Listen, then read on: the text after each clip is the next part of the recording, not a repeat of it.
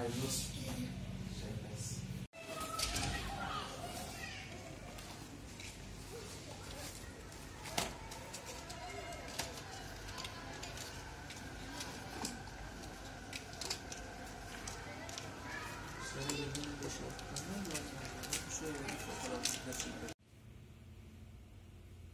Bismillahirrahmanirrahim.